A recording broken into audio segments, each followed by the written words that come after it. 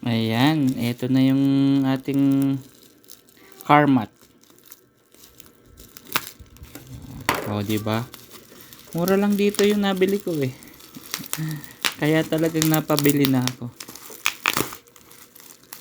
3 piraso. Hindi ko lang sure kung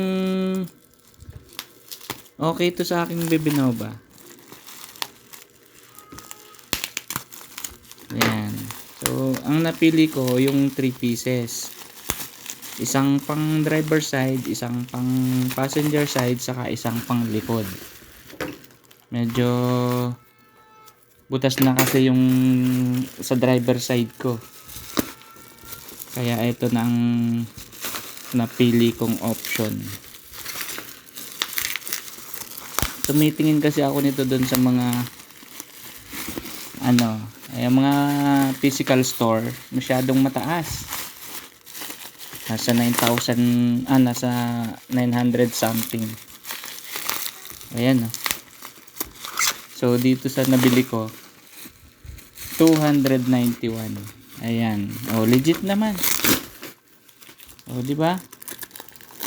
Legit naman, oh. Tingnan natin yung itsura niya.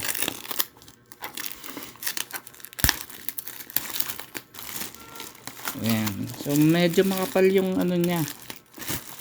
Oh. Ayan.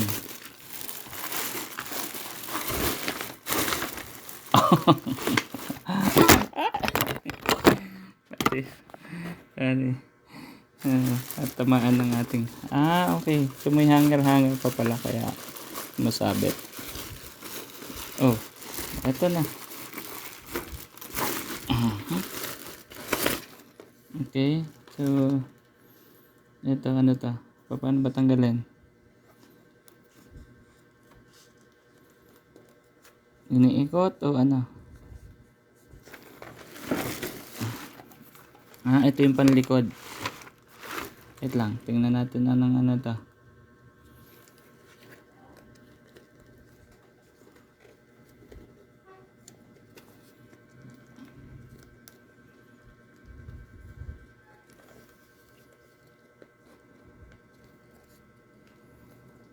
Nasabit. Wait lang, tanggalin muna natin yung hanger at ayan. Iniikot siya.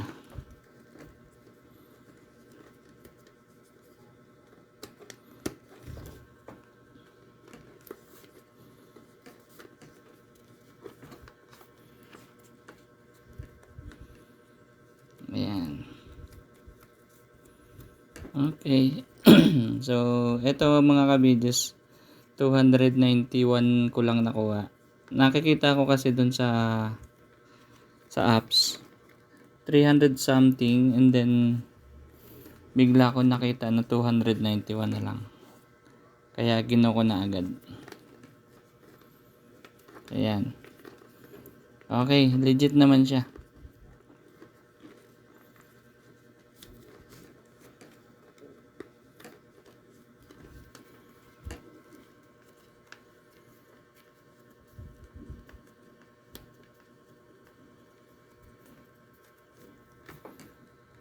Parang hindi naman gumagalaw.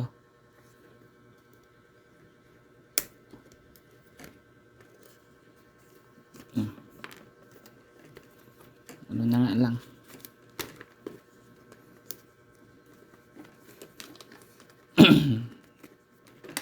Kabila. Kailangan lang pala ng pwersahan ito. Ay nako. Ayan. So, ayan, pakita natin. Ito mga kabidis yung para sa likod. Ayan. Ito yung sa kanan. Then ito yung sa kaliwa. Ayan.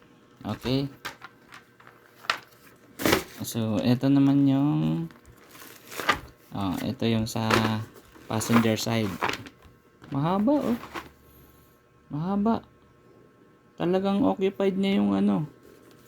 Hindi katulad nung nakalagay ko dun. Hanggang dito lang yung nakalagay ko dun. Oh, yeah. Ito yung sa driver side. Ayan. Ayan mga kabidyos. Okay, maganda. Ayos. Ayan, yan lang mga kabidyos.